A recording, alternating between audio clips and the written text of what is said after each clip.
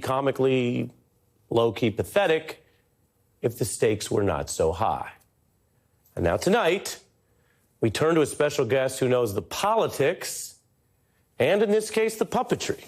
A man who ran the Republican Party, even earning his own tribute puppet in a very different time right there on The Daily Show with Jon Stewart.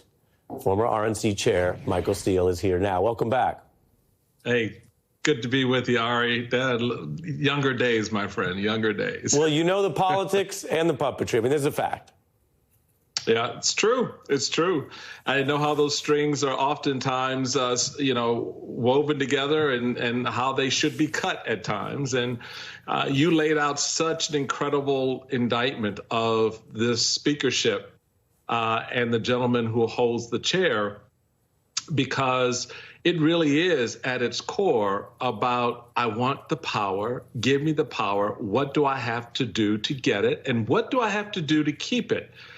As has been reported, McCarthy's admitted, I promised Tuckums that I would do this. I promised them that I would give over this footage. So what else has been promised? I mean, I think we should all be bracing for that, because there's more of this to come. I also find it very curious.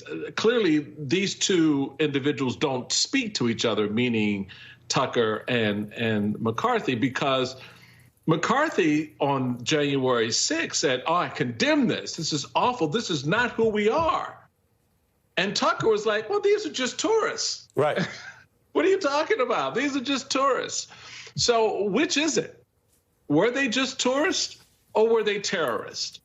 Yeah, and the courts, I mean, look, to your point, Michael, the courts answer. The courts have convicted the sedition. So people can have their take, their gloss, but both the physicality of what happened, which is on tape, now more of those tapes in Tucker's exclusive possession, and the legality of what happened. If we live in a nation of laws, the rule of law says, yeah, if it's a convicted murder, that's different than an act in self-defense. Those are different things. And whether or not you always agree with it, they claim to be reporting over there. I'm curious what you think of the politics as we showed, because not everyone may remember that McCarthy actually is trying to move Tucker closer to him, and he apparently thinks of all the issues in the world, this is the one to win Tucker over.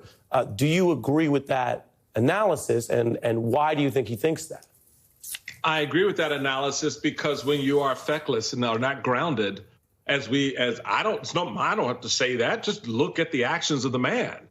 Look at how he's whipsawed within 48 hours from January 6th, within 2 weeks of January 6th, by wanting to appease the puppet master.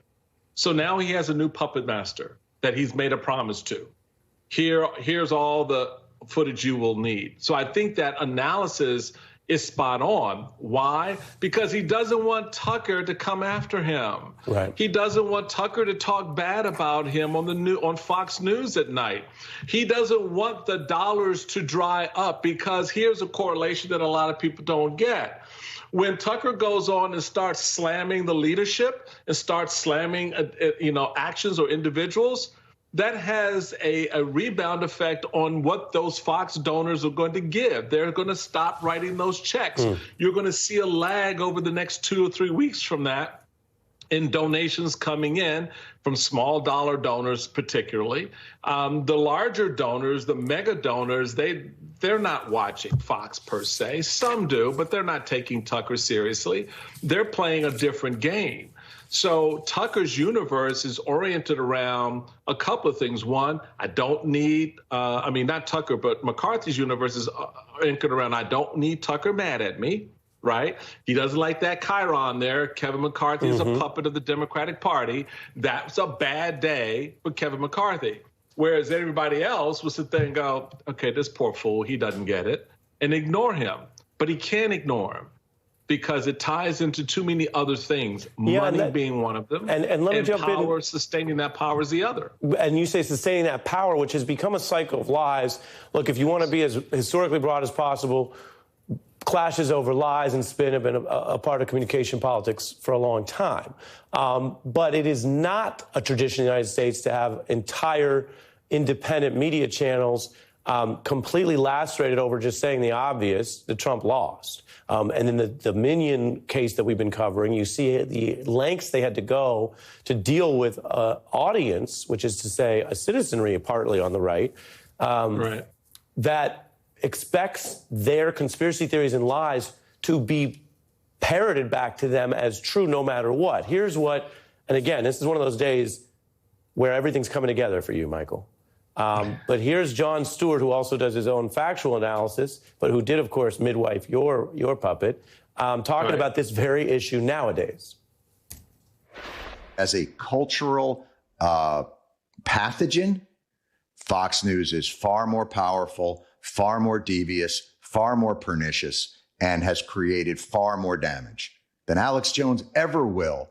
They have to lie, because they have to lie not just to keep the audience, but to keep this movement in power.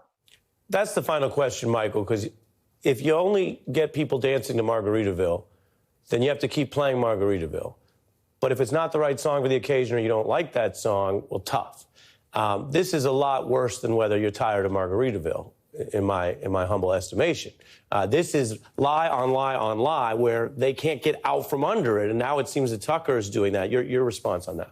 Yeah, no, I agree with that. But even those dancing to Margaritaville at some point realized my feet hurt.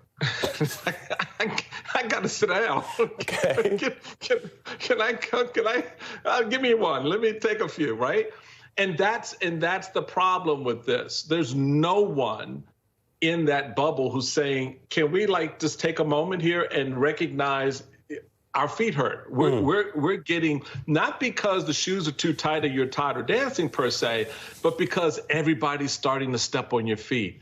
Dominion, the courts, other institutions, both government and private, are beginning to do that. So at some point, and this is going to come home in the Dominion case, you're going to pay a price, right?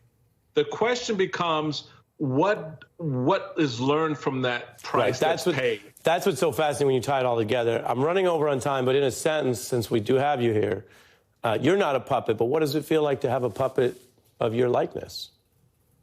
It's kind of cool. He's sitting over here, always looking over my shoulder, you know. He is there tonight, just out of frame. Is that correct? It's just out of frame. That's right. It's just I'll tell you what, side here. You post a photo at your leisure if you're willing, just to prove that he's still there after you get off air.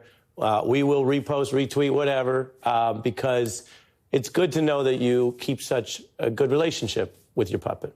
Oh, yeah. Yeah, no, yeah. Little Bibbly and I are doing really well. Amazing. A little light amidst the darkness. Thank you to Michael Steele. Let me tell everyone, yes, sir, what's coming up.